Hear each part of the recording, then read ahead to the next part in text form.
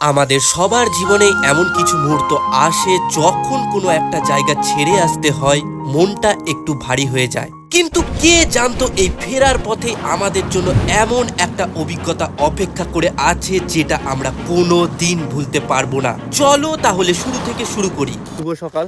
এখন আমরা যাচ্ছি বুনিয়াদপুরের দিকে, যেটা আমাদের দূরত্ব হবে প্রায় 200 কিলোমিটার। একটা দারুণ রোড ট্রিপ হতে চলেছে।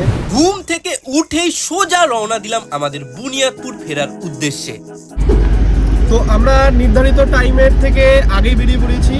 আমাদের টাইম ছিল 9:30, বাজে ঘড়িতে 9:13। আমরা তারামায়ের মন্দিরের গেটে একদম চলে এসেছি। তো আমরা আসার সময় রাত হয়েছিল, যার কারণে আমরা ছবি হিসেবে তুলতে পারিনি গেটের এখানে। এখন আমরা চেষ্টা করব এই গেটের সামনে সবাই মিলে একটা ছবি তুলে রাখবো, যাতে সেটা স্মৃতি হয়ে বন্দী থাকে। এদের ঘুরে ফিরে একটাই কাজ, শুধু ছবি তোলার সাথে কাজ নাই। এরা ছবি তুলতে শুধু এসছে এখানে। আচ্ছা, মন্দির একটা মিথ, ছবি তোলা হচ্ছে আসলে এদের কাজ। তোমার বোন কই কদন? ওই তো মেন ছবি তোলার মাস্টার। এই যে এ হলো একদম জেনজি। জানি না এই গেটটা আবার কোনোদিন পার হব কিনা, আবার দেখতে পাবো কিনা এই জায়গাটাকে। তাই কয়েকটা মুহূর্ত দাঁড়িয়ে শেষবারের মতো বিদায় জানালাম তারাপীঠকে। সকালের খাবার এখন আমরা খাইনি, আগে খাবো। তো আমাদের রাজধানী এক্সপ্রেস আগেই চলছে। তো দেখা যাক কখন পৌঁছাচ্ছি। তো রাস্তায় কোথাও আমরা খাবো, খুব খিদে পেয়েছে। এরপর শুরু হলো আমাদের প্রথম মিশন, একটা ভালো সকালবেলার খাবার, কারণ পেটে তখন প্রচন্ড খিদে। ঘুরে ফিরে আমরা একটা পচা হোটেলে যাবো খুঁজতে খুঁজতে। তাই রাস্তার ধারে এদিক ওদিকে খোঁজা শুরু। ভালো হোটেল পাবো না। একটা পরোটার দোকান পেয়ে গেছি আমাদের পরোটার দোকান। টান টান টান টান। আর সত্যি বলছি, এই দোকানের পরোটা একদম অসাধারণ ছিল। পেট ভরে খেয়ে আবার শুরু হলো আমাদের লম্বা যাত্রা। সকালের ফাঁকা হাইওয়ে, চারিদিকে প্রকৃতির সৌন্দর্য, সবকিছু মিলিয়ে একটা আলাদা শান্তি অনুভব করছিলাম। তো ভাই, এরপর যে হলো সেটা আমাদের পুরো যাত্রাটাকেই বদলে দিল। তো ফারাক্কার কাছাকাছি চলে এসেছি, কিন্তু ব্যাপারটা হলো এখানে প্রায় আমরা দাঁড়িয়ে আছি 1.5 ঘন্টা ধরে। কারণটা হলো এই যে আর জ্যাম পড়ে গেছে এখানে। তো সবার হালাত খারাপ, সবার অবস্থা খারাপ হয়ে যাচ্ছে। গরমে সবার জীবন শেষ। আপনাদেরকে জ্যামটা দেখিয়ে দিচ্ছি একবার।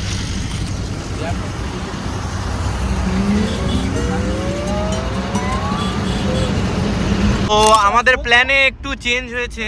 আমরা এখন ভাবছি একটু ফারাক্কা যখন এসছি মা গঙ্গার কাছে যাব।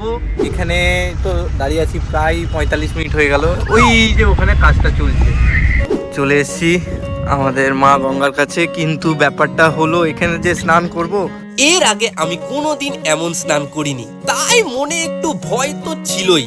আপনি কি স্নান করবেন এখানে? স্নানটা আমি করবো ঠিকই, কিন্তু আমার এখন ঠান্ডা লাগছে, প্রচুর হাওয়া আসছে। এবার দেখি কি হচ্ছে। কিন্তু গাড়ি থেকে নামার পর চারপাশের পরিবেশটা দেখে মনে হচ্ছিল যেন আমরা কোনো সমুদ্রের ধারে এসে পড়েছি।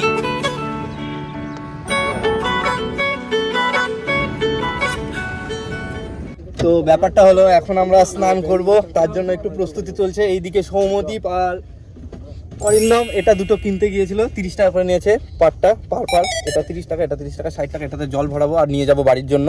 একটু চেঞ্জিং হবে, দাঁড়াও। মোটামুটি তৈরি হয়ে গেছি স্নান করার জন্য, কিন্তু ব্যাপারটা হলো এখানে একটা ভালো জায়গা খুঁজতে হবে যেটা একটু সুবিধা হয়, কারণ সাঁতার সেরকম পারি না।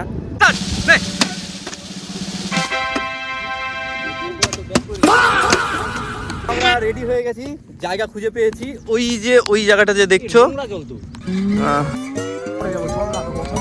এখানে একটু সেফটি মনে হচ্ছে। স্নান করা যাবে তো? গর্ত কত দূরে আছে? এই বাসের উপর যাওয়া যাবে? হ্যাঁ হ্যাঁ হ্যাঁ হ্যাঁ, এইটুকুনের মধ্যে জল আগে ভরিয়ে নিব, তারপরে স্নান করব।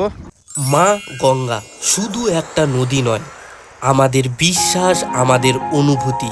ভারতের মানুষের কাছে তিনি মা পবিত্রতার প্রতীক। এখানে একবার স্নান মানে শুধু শরীর নয়, মনটাও যেন পরিষ্কার হয়ে যায়। হাজার বছর ধরে মানুষ তার কাছে শান্তি আর আশীর্বাদ খুঁজে পায়। আর সত্যি বলছি, আমরা কল্পনাও করিনি যে এমন গঙ্গায় স্নান করব। এটা আমাদের কোনো প্ল্যানেই ছিল না, কিন্তু হয়তো সবকিছু আগে থেকেই ঠিক করা থাকে। উপরওয়ালার ইচ্ছেতেই সব ঘটে।